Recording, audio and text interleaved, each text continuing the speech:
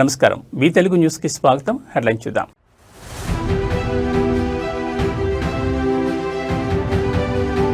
తెలంగాణ పంచాయతీ ఎన్నికలకు షెడ్యూల్ విడుదల. డిసెంబర్ 11, 14, 17 తేదీల్లో 3 విడతల్లో పోలింగ్.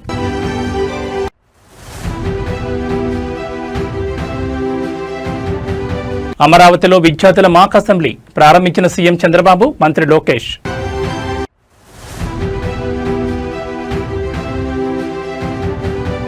ముంబై ఉగ్ర మారణ హోమానికి 17 ఏళ్లు. 26/11 నాడు ప్రాణాలు కోల్పోయిన 166 మందికి దేశం నివాళి. ఇక డీటెయిల్స్ చూస్తే తెలంగాణ రాష్ట్రంలో పంచాయతీ ఎన్నికలకు సంబంధించి రాష్ట్ర ఎన్నికల సంఘం కీలక నోటిఫికేషన్ విడుదల చేసింది.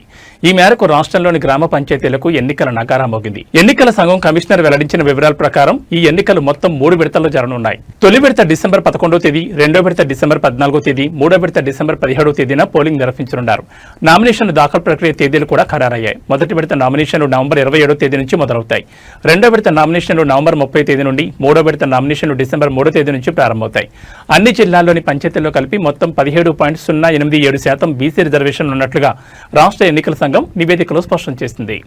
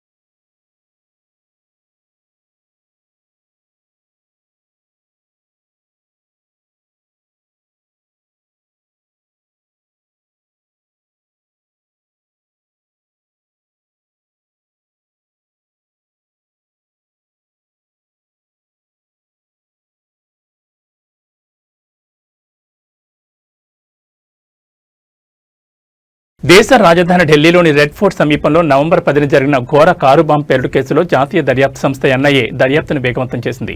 అయితే ఈ దాడికి ముందు ఉగ్రవాది ఉమర్ ఉన్ నబీకి సహాయం అందించిన ఆరోపణలపై హర్యానాలోని ఫరీదాబాద్కు చెందిన షోయబ్ను ఇవాళ ఎన్ఐఏ అధికారులు అరెస్ట్ చేశారు. ఫరీదాబాద్ జిల్లాలోని ధౌజ్ గ్రామానికి చెందిన షోయబ్ ఈ కేసులో A7గా ఉన్నాడు. అటాక్ ముందు కొద్ది రోజులు ఉగ్రవాది ఉమర్ ఉన్ నబీని తన ఇంట్లోనే దాచినట్లు గుర్తించారు. అతనికి ట్రాన్స్పోర్ట్, ఇతర లాజిస్టిక్స్ సహాయం అందిస్తూ ఉమర్ పోలీసుల కంటపడకుండా ఉండేలా షోయబ్ సహకరించినట్టు తెలుస్తోంది. కాగా పేలుళ్లో మృతి చెందిన కారు డ్రైవర్ జమ్మూ కాశ్మీర్లోని పుల్వామా జిల్లా సంబూరా గ్రామానికి చెందిన డాక్టర్ ఉమర్ ఉన్ నబీ అని ఫోరెన్సిక్ పరీక్షల ద్వారా గుర్తించిన విషయం తెలిసిందే. అతడు హర్యానాలోని అల్ ఫలా యూనివర్సిటీలో జనరల్ మెడిసిన్ అసిస్టెంట్ ప్రొఫెసర్గా పనిచేస్తూ 2024 మార్చి నుంచి ఢిల్లీలో ఉంటున్నాడు. తల్లి DNA నమూనా ద్వారా అతని గుర్తింపును కూడా ధృవీకరించారు.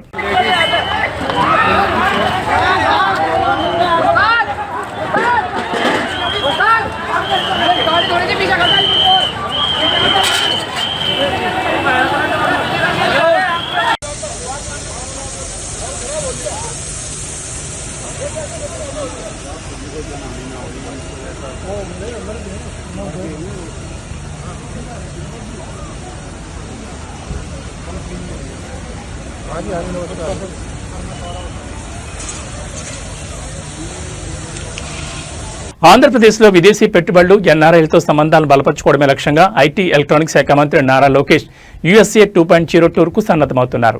డిసెంబర్ 6న మంత్రి లోకేష్ శంషాబాద్ ఇంటర్నేషనల్ ఎయిర్పోర్ట్ నుంచి డల్లాస్కు చేరుకుంటారు. అక్కడ NRIలతో ప్రాథమిక భేటీలు నిర్వహిస్తారు. డిసెంబర్ 7న టెక్సాస్లోని గార్లాండ్ నగరంలో భారీ బహిరంగ సభ నిర్వహించనున్నారు. ఆ మీటింగ్లో రాష్ట్ర అభివృద్ధి, పెట్టుబడి అవకాశాలపై విస్తృతంగా చర్చ జరగనుంది. సుమారు 8,000 మంది NRIలు ఆ సమావేశంలో పాల్గొనున్నారు. ఇక డిసెంబర్ 8, 9 తేదీల్లో శాన్ ఫ్రాన్సిస్కోలో మైక్రోసాఫ్ట్, గూగుల్, టెస్లా వంటి ప్రపంచ ప్రముఖ కంపెనీల సీనియర్ అధికారులతో 2 రోజుల వ్యవధిలో మంత్రి లోకేష్ వరుసగా భేటీ అవుతారు. IT, renewable energy, electric vehicles manufacturing రంగాల్లో ఏపీకి పెట్టుబడులు రప్పించేందుకు వారితో చర్చలు జరపనున్నారు. మంత్రి నారా లోకేష్ గత అక్టోబర్ 25 నుంచి నవంబర్ 1 వరకు చేపట్టిన అమెరికా పర్యటన రాష్ట్ర అభివృద్ధికి మైలురాయిగా నిలిచింది. బ్రాండ్ ఏపీని ప్రపంచ స్థాయిలో ప్రమోట్ చేయడం, పెట్టుబడులు ఆకర్షించడమే లక్ష్యంగా ఆయన పర్యటన కొనసాగింది. వారం రోజుల పర్యటనలో లోకేష్ 100కి పైగా ప్రపంచ దిగ్గజ కంపెనీల ప్రతినిధులతో భేటీ రాష్ట్రంలోని పెట్టుబడి అవకాశాలను వివరించారు. ఫలితంగా IT, electric vehicles, రెవెన్యూబుల్ energy, AI వంటి రంగాల్లో 50,000 కోట్లకు పైగా పెట్టుబడులను రాష్ట్రానికి వచ్చేలా కృషి చేశారు. జనవరి 2025లో దేవోస్లో జరిగే వరల్డ్ ఎకనామిక్ ఫోరం సమిట్లో భారీ ఎంఓయూలు ఆధారితంగా ఆంధ్రప్రదేశ్ ప్రభుత్వం పలు ఒప్పందాలు కుదిరిన విషయం తెలిసిందే. గూగుల్ డేటా సెంటర్ ఏర్పాటు కీలకం. విశాఖను ఏఐసిటీగా మార్చేందుకు ఇటీవలే కూటమి సర్కార్ కీలక అడుగు వేసింది. సుమారు $10 బిలియన్ పెట్టుబడితో ప్రముఖ ఐటీ దిగ్గజం Google 1 gigawatt hyper scale data centre ఏర్పాటు చేయనుంది. గూగుల్ ఏఐ హబ్ పేరుతో భారత్లోనే తొలి కృత్రిమ మేధస్సు కేంద్ర ఏర్పాటుకు ఏపీ సర్కార్ విశాఖపట్నంలో శ్రీకారం చుట్టనుంది. ఈ ప్రాజెక్టు ద్వారా 2028-2032 మధ్య రాష్ట్ర స్థూల ఉత్పత్తికి ఏటా 10,518 కోట్లు సమకూరుతుందనే అంచనాలున్నాయి. అంతేకాకుండా దాదాపు 1,88,220 మందికి ప్రత్యక్షంగా పరోక్షంగా ఉద్యోగాల కల్పన కూడా అవకాశాలు ఏర్పడతాయని అధికారులు అంచనా వేస్తున్నారు. కాగా విశాఖపట్నంలో 1 gigawatt hyper scale data centre ఏర్పాటుకు గూగుల్ అనుబంధ సంస్థ రైడెన్తో ఆంధ్రప్రదేశ్ ప్రభుత్వం ఎంఓయూ కుదుర్చుకుంది.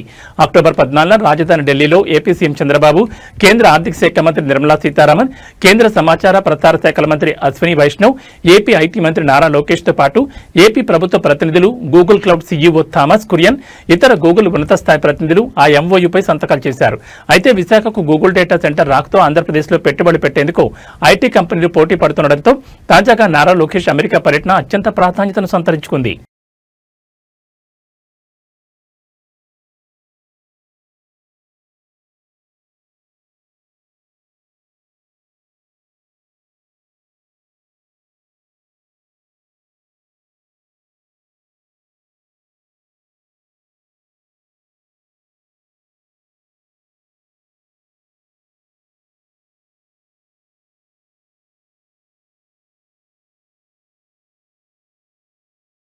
అమరావతిలో విద్యార్థుల కోసం పాఠశాల విద్యాశాఖ ఆధ్వర్యంలో నిర్వహిస్తున్న మాక్ అసెంబ్లీ ప్రారంభమైంది. పరీక్షల నిర్వహణ ద్వారా మాక్ అసెంబ్లీకి విద్యార్థులను ఇటీవల ఎంపిక చేశారు. రాజ్యాంగ దినోత్సవాన్ని పురస్కరించుకుని ఏపీ అసెంబ్లీ ప్రాంగణంలో మాక్ అసెంబ్లీని ఈరోజు నిర్వహిస్తున్నారు. సీఎం చంద్రబాబు నాయుడు, మంత్రి నారా లోకేష్ తో పాటు ఇతర మంత్రులు మాక్ అసెంబ్లీని దగ్గర చూస్తున్నారు. ఉదయం 9:30 గంటల సమయంలో ప్రారంభమైన మాక్ అసెంబ్లీలో కోడూరు ఎమ్మెల్యేగా ప్రాతినిధ్యం వహిస్తున్న లోకేశ్వరరెడ్డి స్వాతిని అసెంబ్లీ స్పీకర్ గా ప్రతిపాదిస్తున్నట్లు ప్రకటించడం ఆకట్టుకుంది. Tadepalli MLA P ఆంజనేయుల్ Kumar అభ్యర్థిత్వాన్ని బలపరిచారు. అలా స్వామి స్పీకర్ గా ఏకగ్రీవంగా ఎన్నికైనట్లు ప్రకటించారు. అధికార పక్ష, ప్రతిపక్ష నేతలు కలిసి స్పీకర్ ను సభావేదిక వద్దకు ఆహ్వానించడం అందరినీ అబ్బురపరిచింది. ఈ మాక్ అసెంబ్లీలో సీఎంగా మన్యం జిల్లాకు చెందిన ఎం లీలా గౌతమ్, ప్రతిపక్ష నేతగా అదే జిల్లాకు చెందిన సౌమ్య, డిప్యూటీ సీఎంగా విశాఖపట్నం జిల్లాకు చెందిన కోడి యోగి, విద్యాశాఖ మంత్రిగా తిరుపతి జిల్లాకు చెందిన చిన్మయి, స్పీకర్ గా కాకినాడ జిల్లాకు చెందిన స్వాతి వ్యవహరిస్తున్నారు. పలు బిల్లులను ప్రవేశపెట్టి వాటిపై కాసేపు చర్చించనున్నారు. సామాజిక మాధ్యమాల నియంత్రణ బిల్లు, విద్యార్థి పర్యావరణ పరిరక్షణ బిల్లు వంటి వాటిపై మంత్రులుగా వ్యవహరిస్తున్న విద్యార్థులు చర్చించి తీర్మానాలు చేయనున్నారు. మాక్ అసెంబ్లీని రాష్ట్ర వ్యాప్తంగా ఉన్న 45,000 పాఠశాలలో ప్రత్యక్ష ప్రసారం చేస్తున్నారు.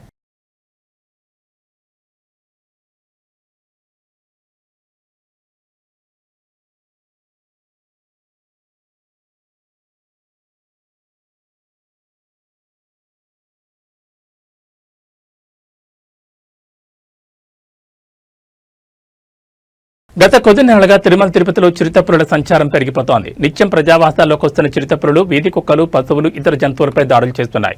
ఈ సంఘటనలకు సంబంధించిన దృశ్యాలు సీసీ కెమెరాలో రికార్డు కావడంతో షాకింగ్ ఘటనలు వెలుగులోకి వస్తున్నాయి. తాజాగా మరోసారి తిరుపతిలో చిరుత సంచారం కలకలంగా మారింది. శ్రీ వెంకటేశ్వర విశ్వవిద్యాలయం క్యాంపస్లో చిరుతపులి ప్రత్యక్షం అవడంతో స్థానికులు, విద్యార్థులు తీవ్ర భయాందోళనకు గురయ్యారు. క్యాంపస్లోని ఎంప్లాయీస్ క్వార్టర్స్ సమీపంలో ఉన్న నాటుకోళ్ల షెడ్డుపై రాత్రి సమయంలో చిరుత దాడి చేసింది. ఈ ఘటనకు సంబంధించిన దృశ్యాలు సమీపంలోని సీసీటీవీ కెమెరాలో స్పష్టంగా రికార్డ్ అయ్యాయి. దీంతో క్యాంపస్ పరిసర ప్రాంతాల్లో ప్రజల్లో తీవ్ర ఉద్రిక్తత నెలకొంది. చిరుత సంచారం దృష్టిలో ఉంచుకుని అధికారులు తక్షణమే అప్రమత్తమయ్యారు. ఎలాంటి అవాంఛనీయ సంఘటనలు జరగకుండా జాగ్రత్తలు తీసుకుంటున్నారు. ఈ మేరకు రాత్రి 7 గంటల నుంచి ఉదయం 7 గంటల వరకు క్యాంపస్ రోడ్లపై ప్రయాణాలను తాత్కాలికంగా నిషేధించారు.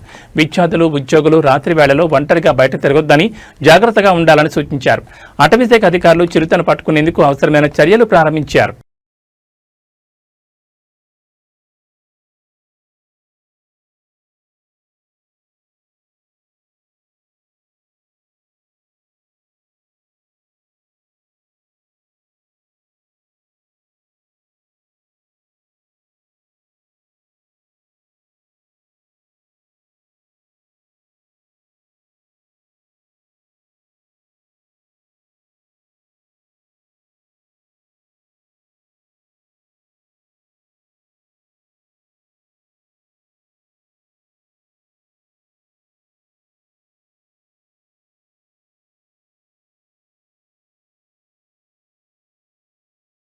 రాష్ట్రంలో మద్యం దుకాణాలను పెంచడం పట్ల తెలంగాణ హైకోర్టు సంచలన వ్యాఖ్యలు చేసింది. నాగారం మున్సిపాలిటీ పరిధిలోని శ్రీ సత్యనారాయణ కాలనీలో నివాసాల మధ్య మద్యం దుకాణాన్ని ఏర్పాటు చేయడం పట్ల అక్కడి స్థానికులు తీవ్ర అభ్యంతరం వ్యక్తం చేస్తూ ఇటీవలే హైకోర్టులో పిటిషన్ దాఖలు చేశారు.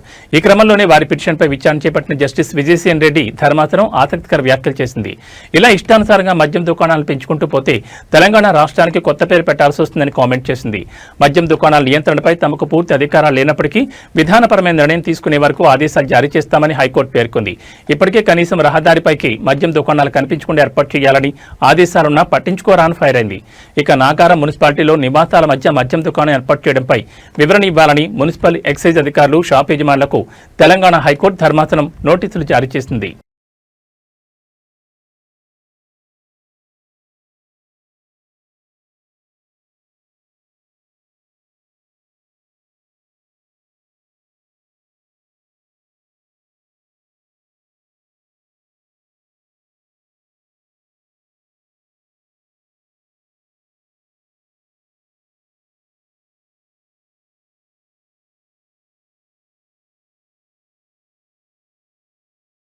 బీసీలకు 42% రిజర్వేషన్లు ఇచ్చేందుకు ముఖ్యమంత్రి రేవంత్ రెడ్డి నాయకత్వంలో చేయని ప్రయత్నం అంటూ లేదని పీసీసీ చీఫ్ మహేష్ కుమార్ గౌడ్ అన్నారు.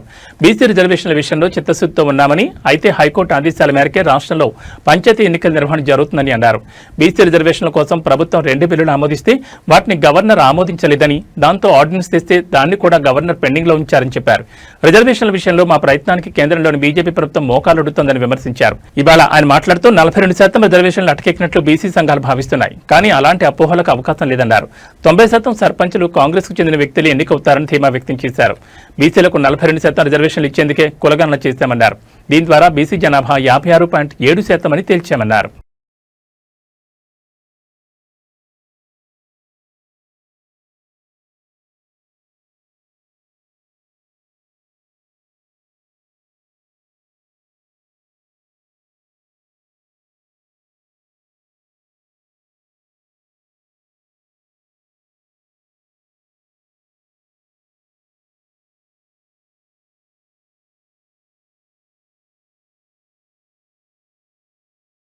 భారత చరిత్రలో అత్యంత చీకటి అధ్యాయాల్లో ఒకటైన ముంబై ఉగ్రదాడి జరిగి నేటికి సరిగ్గా 17 ఏళ్లు పూర్తయింది. 2008 నవంబర్ 26న జరిగి ఈ దాడి ప్రపంచ ఉగ్రవాద దాడుల్లోని అత్యంత ఘోరమైన ఘటనగా నిలిచిన ఈ మారణహోమం దేశ వాణిజ్య రాజధాని ముంబైని 4 రోజుల పాటు భీతావహ వాతావరణంలోకి నెట్టేసింది. ఈ దాడుల్లో అమాయక ప్రజలు, భద్రతా సిబ్బంది సహా 166 మంది ప్రాణాలు కోల్పోగా 300 మందికి పైగా గాయపడ్డారు. ఈ రోజున ఆ దాడిలో అసువులు బాసిన వీరులకు, సాధారణ పౌరులకు యావత్ దేశం నివాళులర్పిస్తోంది. పాకిస్తాన్కు చెందిన లష్కర్-ఏ-తోయిబా ఉగ్రవాద సంస్థకు చెందిన అజ్మల్ కసబ్ సహా 10 మంది ముష్కర్లు కరాచీ రేవు నుంచి అరేబియా సముద్రం గుండా పడవలో ముంబైలోకి చొరబడ్డారు. వీరు అత్యంత వ్యూహాత్మకంగా నగరంలోని ముఖ్యమైన కేంద్రాలైన Taj Mahal palace hotel, Oberoi Trident, Chhatrapati Shivaji Maharaj terminal, Leopold cafe వంటి ప్రాంతాల్లో ఏకకాలంలో దాడులు చేశారు. ఈ ఉగ్రవాదులు కేవలం మారణకాండనే కాకుండా హోటళ్లను స్వాధీనం చేసుకుని బందీలుగా ఉంచుకుని భద్రతా దళాలపై పోరాడారు. భద్రతా దళాల వీరోచిత పోరాటం ఫలితంగా కసబ్ను సజీవంగా పట్టుకోవడం జరిగింది. ఇది పాకిస్తాన్ ఉగ్రవాద పాత్రకు తిరుగులేని సాక్ష్యంగా నిలిచింది. 17 ఏళ్లు గడిచినా ఈ ఉగ్ర అరాచకాన్ని బాధితుల కుటుంబాలు, ప్రాణాలు కోల్పోయిన వారి ఆత్మీయులు ఏనాటికి మర్చిపోలేకపోతున్నారు. ఈ దాడి దేశ భద్రతా వ్యవస్థకు ఒక గుణపాఠం నేర్పింది. సముద్ర సరిహద్దుల భద్రతను బలోపేతం చేయాల్సిన ఆవశ్యకతను, అలాగే ఉగ్రవాద నిరోధక దళాల తక్షణ ప్రతిస్పందన సామర్థ్యాన్ని పెంచాల్సిన ప్రాధాన్యతను 26/11 ఘటన స్పష్టం చేసింది. ఈ విషాదకరమైన వార్షికోత్సవం సందర్భంగా దేశం ఉగ్రవాదానికి వ్యతిరేకంగా పోరాడాలనే సంకల్పాన్ని మరోసారి బలంగా చాటుతోంది.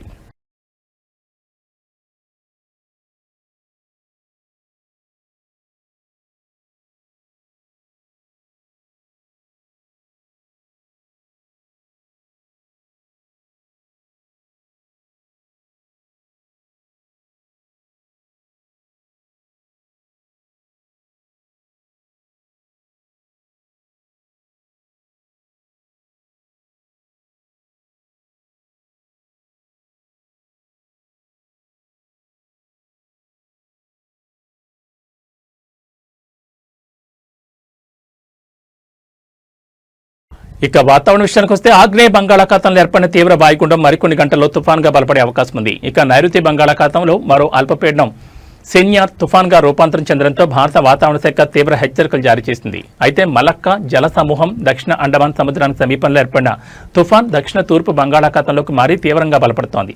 దీంతో ఈ నెల 29 నుంచి కోస్తాంధ్ర పరిధిలోని శ్రీకాకుళం, విజయనగరం, విశాఖపట్నం, కాకినాడ ప్రాంతాల్లో మోస్తరు నుంచి అతి భారీ వర్షాలు కురిసే అవకాశం ఉందని వాతావరణ శాఖ పేర్కొంది.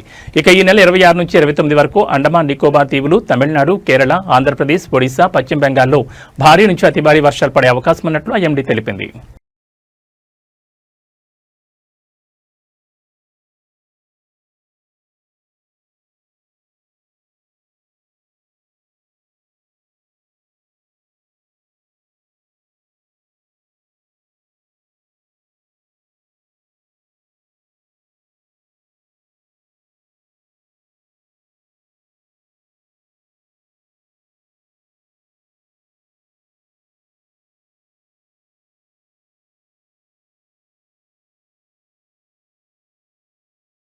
తెలంగాణ రాష్ట్ర రాజధాని హైదరాబాద్ దేశంలోనే అతిపెద్ద నగరంగా అవతరించనుంది. రాష్ట్ర మంత్రివర్గం తీసుకున్న చారిత్రక నిర్ణయం గ్రేటర్ హైదరాబాద్ మున్సిపల్ కార్పొరేషన్ పరిధిని భారీగా విస్తరించేందుకు మార్గం సుగమైంది.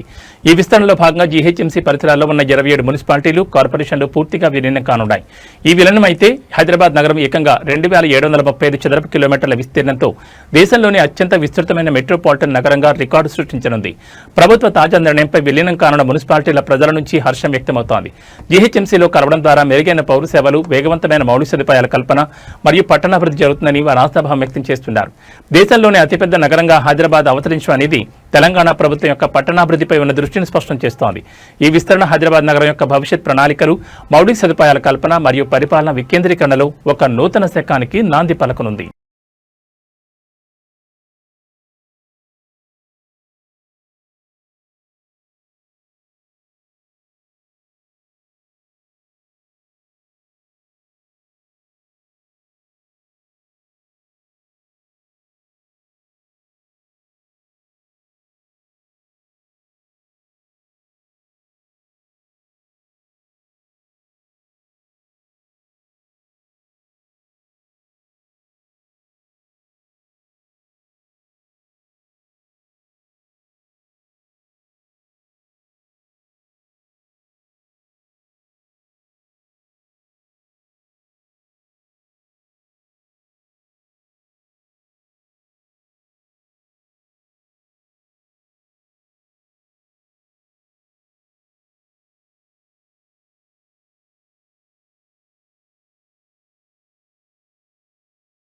ఇవి బులెటిన్ విశేషాలు. మరో బులెటిన్లో మళ్ళీ కలుసుకుందాం. నమస్కారం.